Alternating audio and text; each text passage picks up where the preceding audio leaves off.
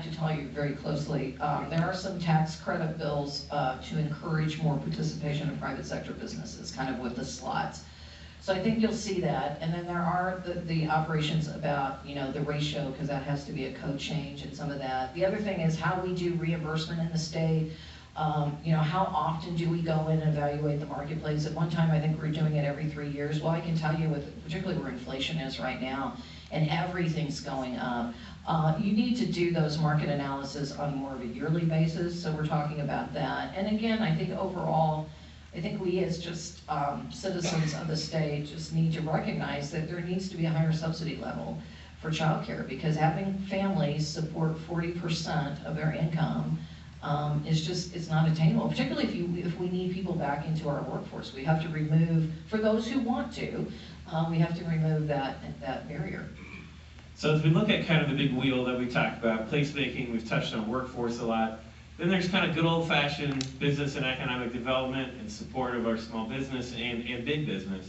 Can you speak about correct me if the vocabulary is wrong, like the mega site, the capacity for us to have ready-made sites for large employers to come to the community, and just the status of that program in Iowa and how we can take advantage of it? So it's all about being development ready, and I think when I first came in as director back in 2012, we really didn't have a lot of inventory.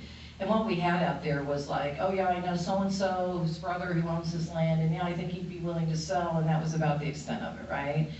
And then we had a situation where we thought we had an agreement with the farmer to sell the land, and then when he found out who the business was, all of a sudden the price jumped. And listen, I'm a capitalist, you can get whatever you want for your land, right? But there's also a thing called a handshake. When we tell somebody we're gonna sell something, we need to, and I said, this will never happen on my watch again, we're not doing this. So then we did the certified site program, right? And you guys participated in that. It's been extremely successful, as the mayor pointed out last night in his comments. Which is, we're paying for all the certification. We're using an independent third party to do it, not the state of Iowa, because we really wanted it to be based on legitimacy of what a site selector is looking at. And it truly is ready to go. And we would not have kept Kraft Heinz had we not had that land. I mean, that is exactly right. And I remember that very well. In fact, that deal was interesting because Paul was at the chamber at the time, but he was in a different role.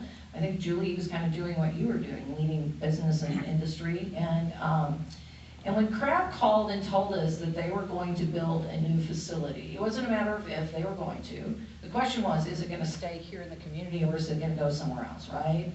And those are the hardest economic development deals to do because they provide a lot, they get a lot of pushback from the public and a lot of pushback from the media. Because basically we're providing incentives for existing jobs, right?